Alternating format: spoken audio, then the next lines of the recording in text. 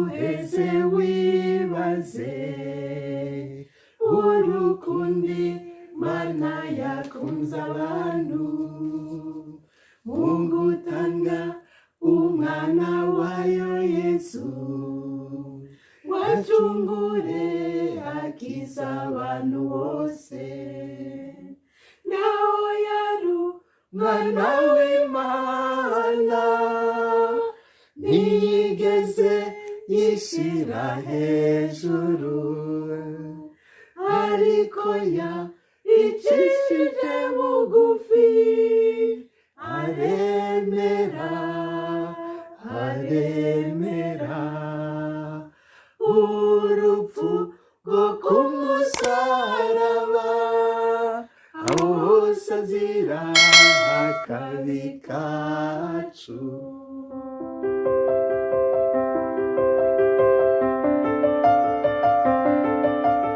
Bakunzi ba Axia Vibes TV, iteka ryawe, iteka ryanje, iteka ryacu twese ukwemera kuvyara ubuzima. Uno munsi muri Ecclesia Katolika Nyeranda ku isi yose twahimbaje umunsi mukuru w'isakramento ryeranda, no kuvuga umunsi mukuru w'umubiri n'amaraso vyeranda vya Yezu, umunsi mukuru w'imfunguro nyeranda, w'impamba y'abijuru, umunsi mukuru w'isakramento rigaburira ayandi masakramento yose. Twawuhimbaje na hano mu muryango w'abasenga mu Kirundi n'Ikinyarwanda muri diocese ya Stockholm mu gihugu ca Suède, mu gasengero ka Regina Coeli, icicaro ciyo misiyoni. Duhejeje ninahaza, duhejeje gusenga, niho nciye mpura n'abakristu bahejeje guhimbaza uyu munsi mukuru, umunsi mukuru w'isakramento. Murazi ko mu Burundi wacu himbazwa gose cane, turawubipfurije. None reka ndabakire mbere ntatebeje bace baturyohereza uyu munsi kugira ngo n'abari mu bice by'isi batashoboye guhimbaza uyu munsi bahimbagwa, bakire Yezu. Bavyeyi, ramutsa abakunzi ba Axia Vibes TV. Ndaramukije abakunzi ba Axia Vibes TV, ndabifurije umunsi mukuru mwiza w'isakramento ryeranda. Nkaba nitwa Anastasie Mugisha. Murakoze cyane, umunsi mukuru mwiza. Ndaramukije abanywanyi bose ba Axia Vibes TV, ndabifuriza umunsi mukuru mwiza. Jewe Marie Kanyange. Murakoze gose. Jewe turi kumwe nyuma ya kamera ni Patiri Inyasi Nkuru Nziza, mejeje guhereza inkuka hano muri Regina Coeli mu gisagara ca Sala muri capitale Yerusalemu ya Mission Catholique Burundo-Rwandaise en Suède. Turi kumwe n'undi mu marayika nawe nyene aza kudushigikira kugira ngo amajwi aryohe cane, biryohe gose. Rero bakunzi ba Axia Vibes TV, mube kumwe natwe kuko tuvuga tuti ukwemera kuvyara ubuzima. Axia Vibes TV ntiyimenyesha yo nyene, ni kiraro kijana kuwutanga ubuzima, nawe ni Yezu Kristo. Uwemera Yezu Kristo arafise ubuzima. Mbere ikimuha ubwo buzima n'uyo mubiri wa Kristo n'ayo maraso ya Kristo. Bavyeyi, nimubishire mu majwi niho vyoryoha.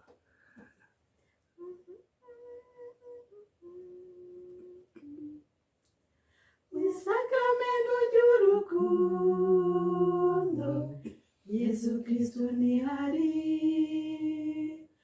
araduhamagaye twese wadufungurire.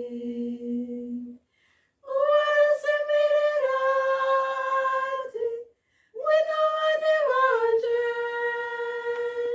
ndabaha ubuzima nyabwo, ubuzima bwuzuye. Yesu Kristo ngwino, iziri wacu, ingudu ubuzima, ingudu amahoro, mwami, inguhembure imitima yacu, ingo Yesu, ingo Yesu. Ingo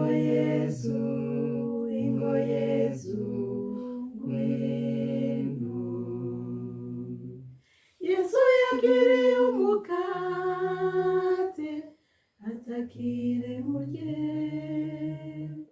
yakiriye umuvinyu atakire munywe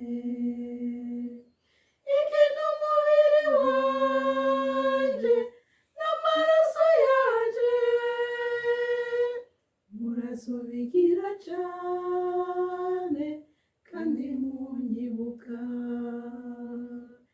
Yesu Kristo ngwino yizire iwacu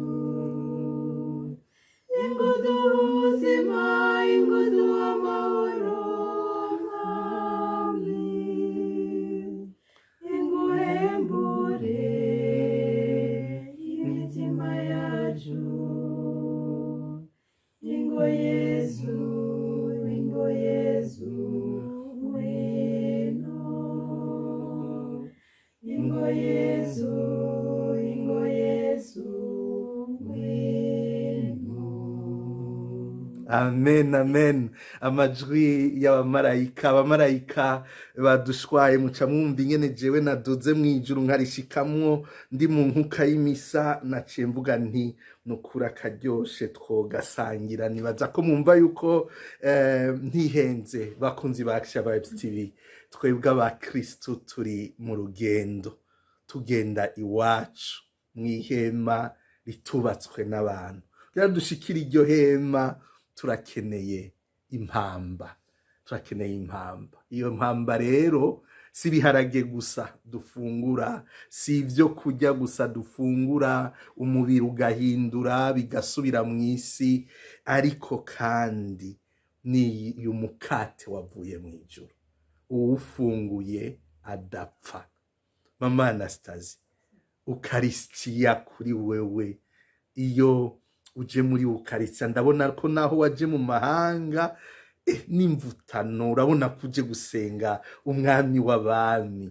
Ntiwagiye muri babandi kumbure bashiki no kwa Mungu ugasanga ego bawufashe nk'iyindi minsi. Biraboneka neza ko umunsi wa Mungu ari umunsi mukuru kuri wewe.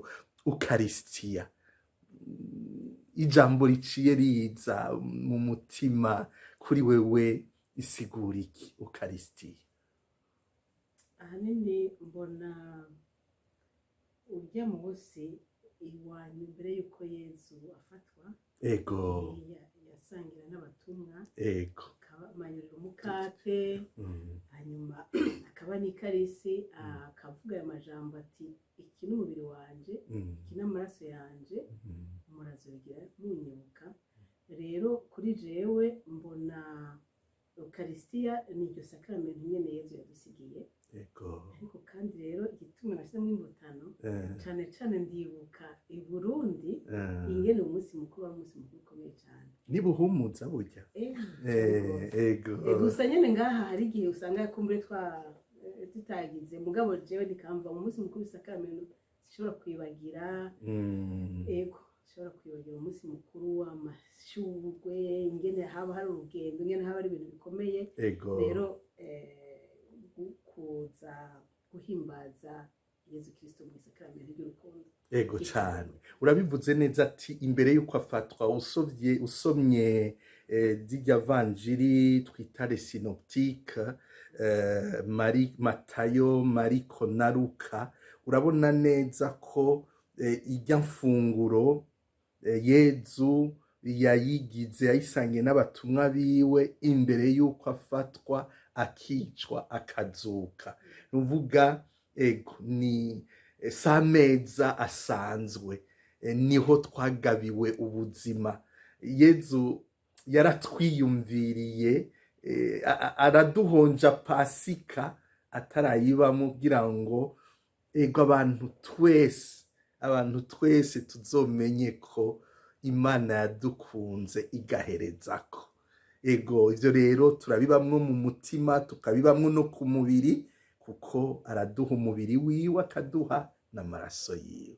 Ego Anne Marie, nawe Ukaristia ndabona nibyo ntiwashize kwimvutana, ariko nk'umupfasoni w'umunyafrika ndabona yuko bimeze neza. Ubuheruka niko nyene vyari bimeze, abariko bararirimba harimwo w'imvutano ugasanga uwundi nawe yashizeko agatenge nyene kakanyafrika, n'ivyo bintu vyo mw'izosi, mbega bavyita gute mu Kirundi? Ibidede, ego, n'ibidede vyera yewega. Ukarisitiya kuri jewe ukarisitiya ni by'ukuri ni sakramento ry'urukundo. Muri urwo rukundo mbonamwo ubuzima, nkabonamwo urukiza. Ego cane, murakoze gose. N'umumarayika turi kumwe ndabona ko ariko arasasira avuga ati ivyo bintu nivyo. Tuboneyeho kuramutsa ingendanyi zose, abagendanyi b'umukama. Mbega ca kivugo cabo ni gute? Senga, sangira, igore, bintumwa.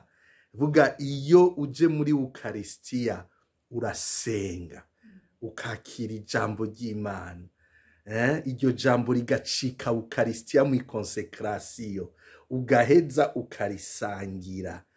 Umaze gusangira Yezu, ubuzima bwiwe yabubayemwo yigorera umuryango w'abantu, abato, abakuze, abapagani, abatoza kori, igore. Nta usangira ngo aca agenda arahonyanga abantu. Uwusangiye aba yasangiye uwaje gukorerwa, ataje gukorera abandi.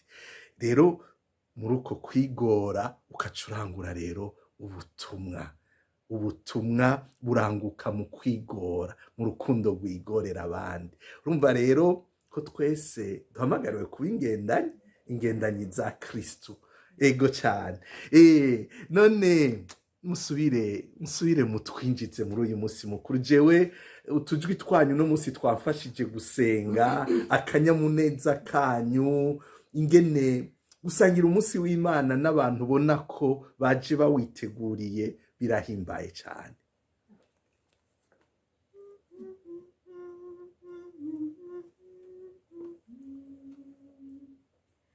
Zirikana uheze wibaze urukundi Mana yakunze abantu mu gutanga umwana wayo Yesu, wacungure akiza abantu bose.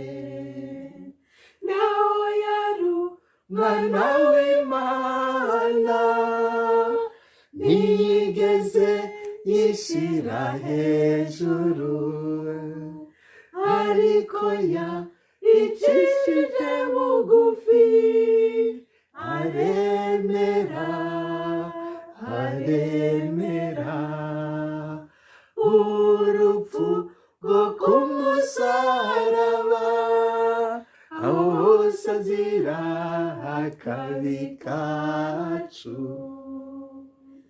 Yesu Kristu mwungere mwiza, wewe nzira, ukuri n'ubuzima, wasabiye abantu ngo babumwe, bakomeze umuvukano nyakuri. Warasabiye Yesu mwiza, imbabazi abakubambye, uti nawe bagirira ikigongwe, ntibazi ico bakora. Raba n'ubu tuguma ducumura, eka twananiwe, Yezu nudufashe. Amen. Ujya kuwa Mungu umuntu abatanguye kunanirwa. Ababa muri ino si ntihagize wumva ngo weekend irageze. Nyene urabona ibikorwa by'indwi yose biraremera umubiri, umuntu akaruha, abakeneye kuruhuka. Ariko twebwe turuhukira mu mukama. Kuko ukiri ngaha ku isi ntaruhuka. uburuhukiro nyabwo tuzoburonka mu mukama. Nico gituma ukuruhuka ku mukristu ari nkuka ya misa yo kuwa Mungu. Kuruhukira mu mukama agasubira akakuronsa inguvu zo kwigorera abandi, zo gukunda abandi mu kazi ko muri iyo ndwi yose. Ko twebwe mw'isi abakristo ntituri abakozi gusa, turi n'abatumwa. Akazi kacu tugakora nk'umuhamagaro, nk'umuhamagaro, ari kwigisha, ari gufasha abantu bageze mu zabukuru, ari akazi kose dushobora gukora. Twebwe abakristu duhamagariwe kugakora nk'umuhamagaro. Rero aka kantu mwereje ko ngo twarushe, ego twarushe, Ukaristiya iza kudusama, iza kutuvyora. Ego cyane. None ko abantu bakurikirana Action Vibes TV batumva ikirundi gusa, harimwo n'abavuga la langue de Molière. Bakozi ba Action Vibes TV, turi kuri Action Vibes TV, turiko duhimbaza umunsi mukuru w'isakramento ryeranda, no kuvuga umunsi mukuru w'umubiri n'amaraso vyeranda vya Yezu. Turi mu gasengero Regina Coeli ku cicaro ca misiyoni y'abasenga mu kirundi n'ikinyarwanda muri diocese katolika ya Stockholm mu gihugu ca Suède. Turabipfurije umunsi mukuru aho muri hose, i Buraya, muri Amerika, muri Aziya, muri Oceania, muri Afrika iwacu, na cane cane mu Burundi, mu Rwanda no muri Congo. Benshi abo tuva hamwe barumva la langue de Molière. None uyu munsi nta karirimbo kegere iki kinyegezwa, iki gitangaza c'Ukaristiya no dushiriramwo.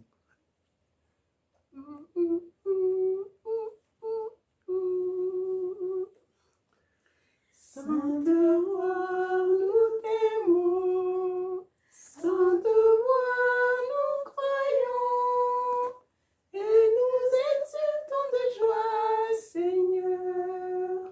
Sûr que tu nous sauves, nous croyons en toi. Qui écoute ta parole, Seigneur, ne verra jamais la mort. Il possède en lui la vie éternelle. À qui irions-nous, Seigneur? Tu as les paroles de la vie éternelle. Sans te voir, nous t'aimons. Sans te voir, nous croyons. Et nous exultons de joie, Seigneur, sûr que tu nous sauves. Nous croyons en toi. Oui, chaque dimanche est un jour de fête et de joie. Ne jeûnez pas, ne jeûnez pas. Venez, exultons de joie pour Dieu, notre Sauveur. Aujourd'hui, c'est la fête de Dieu. Aujourd'hui, c'est le Corpus Domini. Aujourd'hui, c'est la fête de l'amour, de l'unité que nous touchons, que nous mangeons, que nous buvons dans le corps et le sang de Jésus, le Christ, notre Seigneur. Bonne fête partout où vous êtes. C'est Action Vibes TV qui nous mène vers Jésus, Jésus qui engendre en nous la vie. Voilà pourquoi nous disons: ta dignité, ma dignité, notre dignité, la foi engendre la vie, la foi en Jésus. Bakunzi ba Action Vibes TV, byari biryoshe ariko tugira dusozerere ngaha. Murazi yuko jewe ngendana n'udusurprise. Nico gituma nagira nsabe bano bakunzi bacu barabe aka kavyino kari kuri utu dupapuro. Murabona ndatubahereje kugira ngo tugende dukengurutse. kugira ngo tugende dukengurutse kugira ngo tugende dukengurutse n'ukuri ego kuko twibutse ko Imana yatwihaye ni ikintu c'igitangaza muri Eklezia Katolika niryo tunga dufise nta rindi tunga gutunga Imana horana umukama uragahorana Imana ego none birateye akanyamuneza bavyeyi mfasha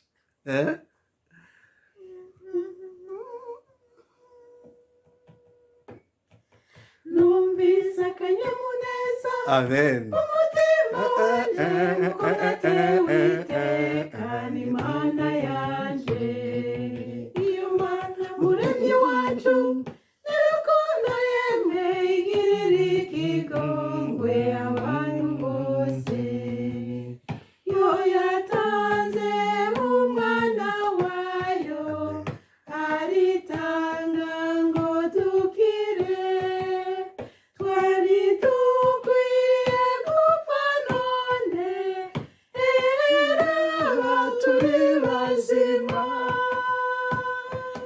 naringeza hatemba nibaza ko ntakivayo Yesu niwe yahankuye amen numvise akanyamuneza umutima wanje uko natewe witeka n'Imana yanje Imana muremyi wacu n'urukundo yemwe igirira ikigongwe abantu bose yo yatanze umwana wayo aritanga ngo dukire twari dukwiye gupfa none ehera turi bazima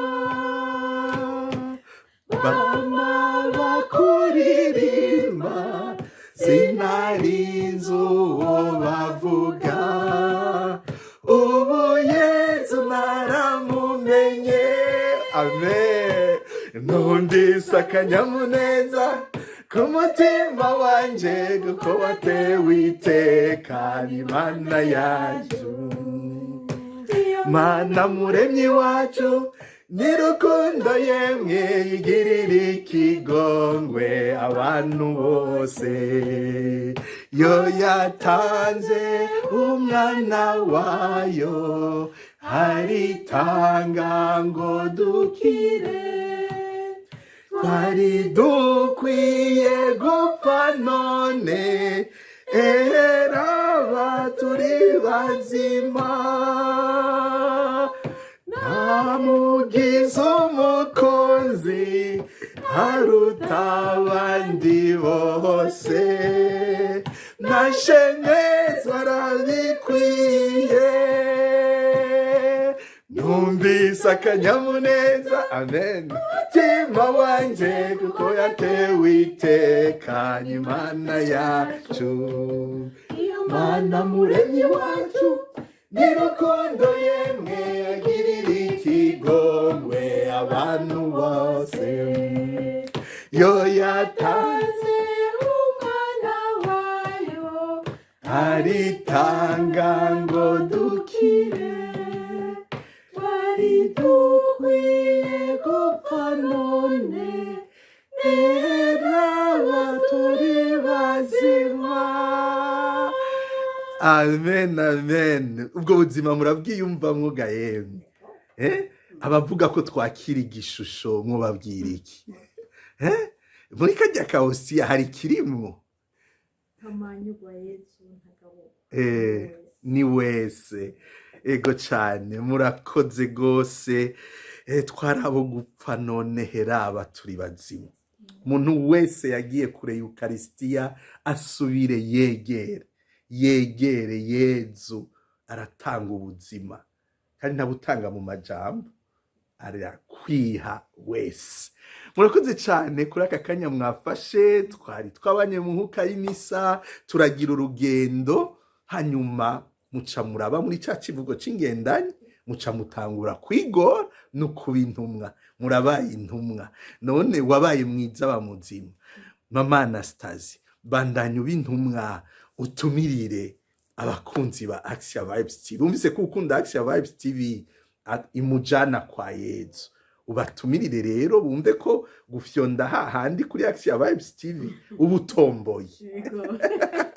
N'ubutumwa no kubagamburuka bafyonde kuri jeme baje kuri zenya partage, hanyuma abaza kubona batasanzwe bari abone bafyonde kuri sabone, kuri subscribe. tuvuga igiswede Ego cyane. Bavuga gute mu giswedwa? Sabone prenumiera.